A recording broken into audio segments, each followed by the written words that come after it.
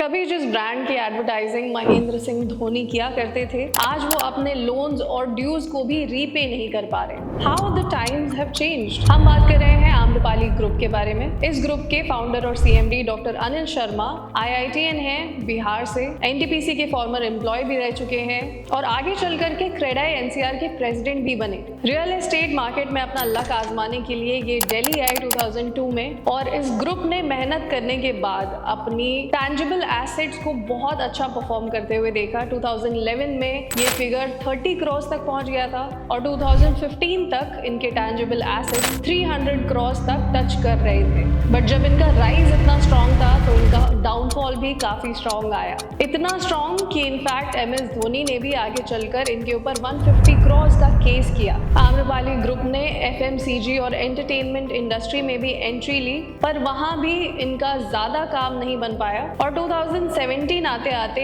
योगी आदित्यनाथ जी ने इस पूरे ग्रुप पर एक क्रैकडाउन कर दिया और यहाँ पर आपको कुछ न्यूज़ भी आई होगी कि इनके फाउंडर्स अरेस्ट हो चुके हैं और ये सभी चीज़ें चलनी शुरू हो गई 2017 से और तब तक इनके कई सारे प्रोजेक्ट्स अटक चुके थे। Hello and welcome to the next story originals. आज हम बात कर रहे हैं आम्रपाली के एक ऐसे ही डिलेड प्रोजेक्ट के बारे में जिसका नाम है Verona Heights, located at Greater Noida waste.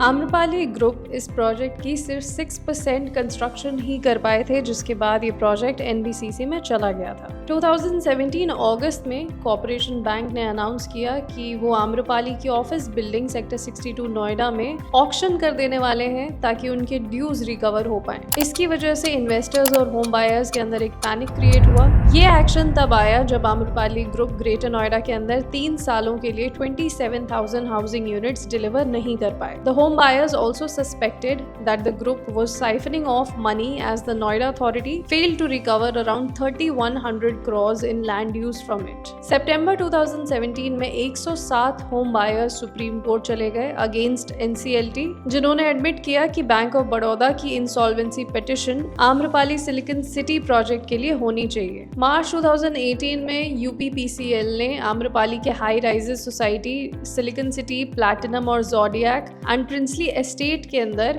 5 crore के पेंडिंग पार्ट बिल्स के चलते इलेक्ट्रिसिटी सप्लाई को बंद कर दिया था। ओवरऑल आम्रपाली ग्रुप के साथ होम बायर्स ने काफी स्ट्रगल किया है। फिलहाल ये स्टेटस है कि 2020 से 2024 तक इन्होंने 85% प्रोजेक्ट्स अपने कंप्लीट कर दिए हैं, जिसमें इन्होंने कई सोर्सेज का इस्तेमाल किया है और बाकी बचे हुए प्रोजेक्ट्स ये मार्च 2025 तक कंप्लीट कर देंगे, subject to availability of funds and unused FAR।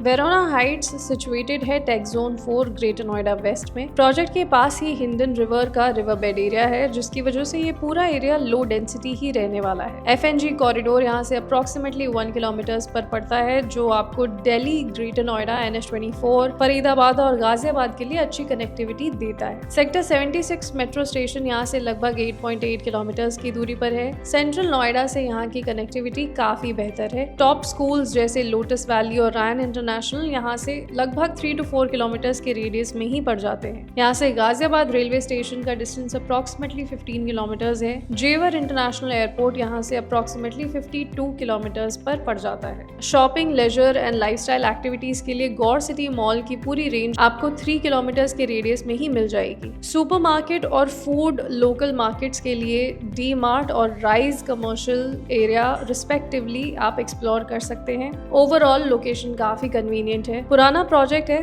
तो पहले से ही ये लैंड पार्सल्स कट आउट हो चुके थे। जितने नए प्रोजेक्ट्स आए हैं वो इसके आसपास आपको देखने को मिलेंगे। CRC, माइस्टा एंड सब्लिमिस, ATS और ACE के प्रोजेक्ट्स यहाँ से काफी नजदीक हैं। इस प्रोजेक्ट के ठीक सामने आपको Devsai sports home, Irish Pearls, Apex Golf Avenue और एपेक्स अल्फाबेट जैसे कुछ प्रोजेक्ट्स देखने को मिलेंगे। 25 acres and as per RERA 1,01,173 square metres के अंदर ये पूरी प्रॉपर्टी बनी हुई है, जिसके अंदर 24 टावर्स हैं और लगभग 5,090 यूनिट्स हैं। यानी कि इस प्रोजेक्ट के अंदर 203 यूनिट्स पर एकड़ बनते हैं और इस प्रोजेक्ट को एक हाई डेंसिटी प्रोजेक्ट बनाते हैं। जब यहाँ पर 100% ऑक्यूपेंसी होगी तो लगभग 20,000 लोग यहाँ पर रहने आएंगे। इस पूरे प्रोजेक्ट के अंदर 6 ऐसे टावर्स हैं जिनमें स्मॉलेस्ट टॉलेस्ट यूनिट्स हैं और 8 यूनिट्स पर फ्लोर होंगे।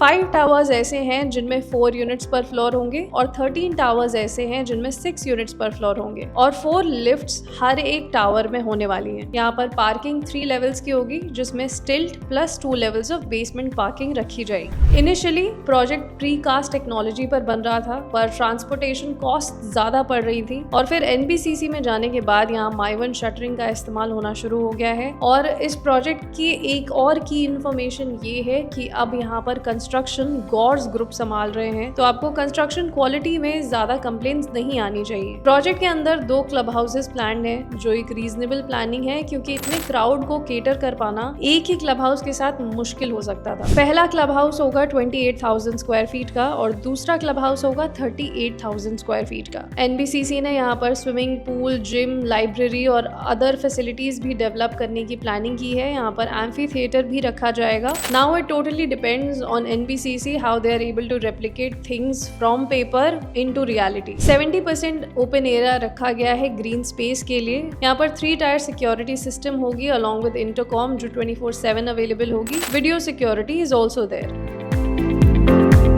एंट्री लेवल 2 BHK देखें तो 975 स्क्वायर फीट के साइज में अच्छी स्पेस यूटिलाइजेशन है। सिंस ये प्रोजेक्ट पुराना है तो यहाँ लेआउट्स भी कॉम्प्रोमाइज नहीं है। लोडिंग ज्यादा से ज्यादा 35 to 40% तक ही रहने वाली है, जो एक डिसेंट डिफरेंस है। सभी साइजेस में आपको स्पेस की कोई कमी नहीं लगेगी। आजकल डेवलपर्स ने लग्जरी को इंट्रोड्यूस करने के लिए लोडिंग को काफी हाई रखना शुरू कर दिया है, पर पुराने प्रोजेक्ट्स के लेआउट्स अफोर्डेबल हाउसिंग को टारगेट करके ही बनते थे और वैसा ही कुछ आपको यहाँ भी देखने को मिलेगा। From the smallest size to the largest ones, there is ample space provided in each unit. Industry standard से देखें तो यहाँ कार्पेट एरिया के हिसाब से आपको बाकी सभी प्रोजेक्ट से लगभग 40% कम प्राइसेस देखने को मिलेंगे। फ्लोरिंग में विट्रिफाइड टाइल्स का इस्तेमाल किया गया है। मास्टर बेडरूम्स के अंदर वुडन फ्लोरिंग रहेगी। Kitchen area comes with a granite platform and a sink bowl and geyser. Washing machine and laundry can be well adjusted in the attached balcony. There are balconies everywhere so that ample ventilation and sunlight can come through. Flats के अंदर की specifications and product में कैसी बन करके आएंगी, ये NBCC की फाइनल प्लानिंग पर डिपेंड करने वाला है। सोसाइटी पोडियम बेस्ड होगी और बच्चों के लिए सेफ होगी।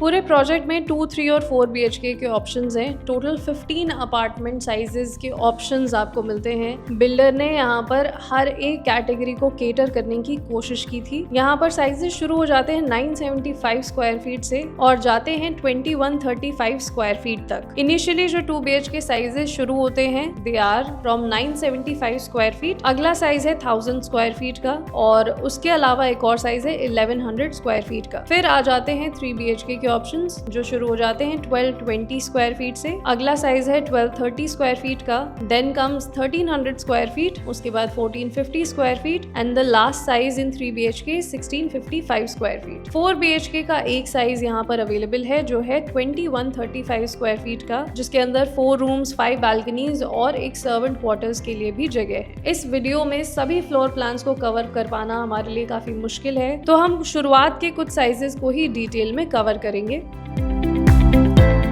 प्रोजेक्ट के अंदर करंट प्राइसिंग चल रही है ₹4720 पर स्क्वायर फीट, यानी कि यहाँ पर 2 BHK आपको 50 लाख के अंदर मिल सकता है और 4 BHK आपको 1 करोड़ के अंदर मिल सकता है। ऑफ कोर्स यहाँ पर कुछ एडिशनल चार्जेस जरूर होंगे जो आपको अपनी फाइनल कॉस्टिंग पर पता चलेंगे। इस प्रोजेक्ट का पोजेशन आपको जुलाई 2023 में मिलने वाला था एज पर रेरा, बट अब ये डिले होकर के दिसंबर 2024 तक मिल सकता है। और एनबीसीसी की लेटेस्ट अपडेट को देखें तो यहाँ पर मार्च 2025 तक का मैक्सिमम डिले पॉसिबल है। अब तक इनका एवरेज कंस्ट्रक्शन 90% तक कंप्लीट हो चुका है।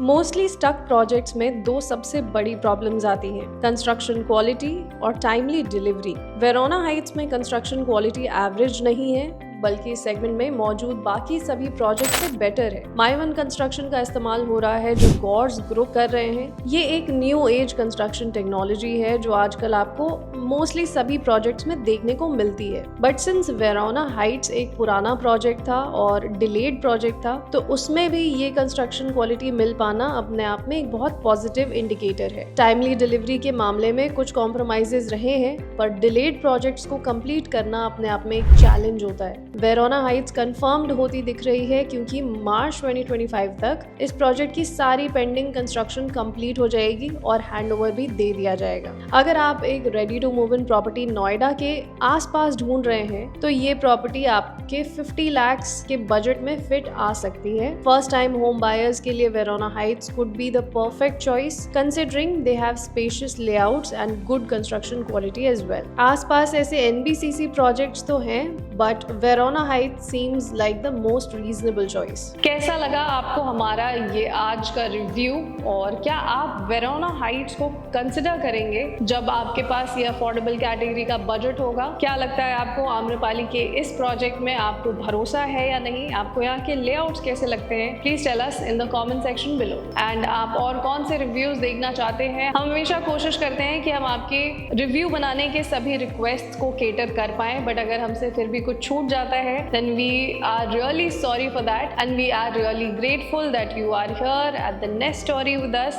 Thank you so much for tuning in to the Nest Story always. This is Diksha Singh signing off. I'll see you in the next videos very soon. Namaste.